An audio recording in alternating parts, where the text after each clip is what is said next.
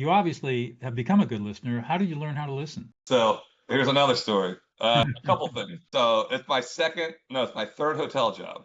I joined a company called Pyramid Hotel Group, and at the time they only had 8 hotels. They're now a major hotel player in Boston. I was with them for 15 years. Started with them as a GM and left them as a senior vice president of operations. There's this guy named Rick Kelleher. For those in the industry, they'll know that name. He was an industry icon for a while. He ran Promise Hotels before they merged with Hilton.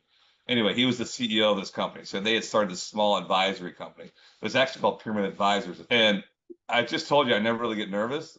Well, I go up to interview, and I'm just interviewing with the 3 owners, right? Because it's just an 8 hotel company. And I'm sitting in this boardroom in Boston waiting for Rick Keller to come in because I'd heard the name, kind of a big personality, Boston guy.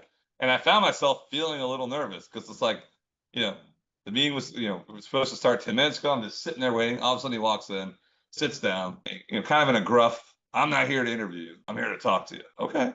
I'm a young GM at this point. I'm still in my 20s. I'm like, and what he would do is he would tell stories and every now and then he'd ask a question. First question was, how do you get respect? And I said, kind of right off the cuff, I said, you earn it. He leans in and he says, you give it. Ooh, nice answer.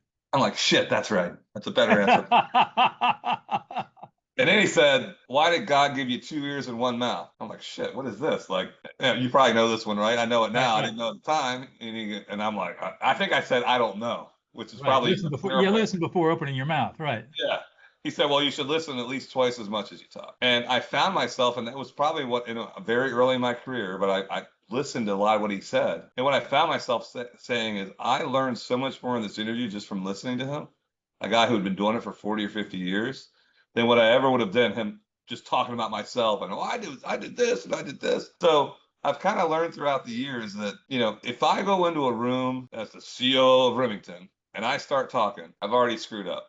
That's right. Because everyone else now is just either going to agree with me or kind of follow where they think I want them to go. So I purposely, usually in meetings, don't go first. I usually go last. And what I generally try to make sure I establish with people in a rapport is that they're comfortable telling me things, even if it's not great, even if it's bad news, or even if it's something that they think that it will upset me of some kind. But you still have to have people comfortable enough to say it. And so what I would say is, just from a listening standpoint, by actually listening to what people say and giving them time to talk and letting them draw out, you learn so much more than if you just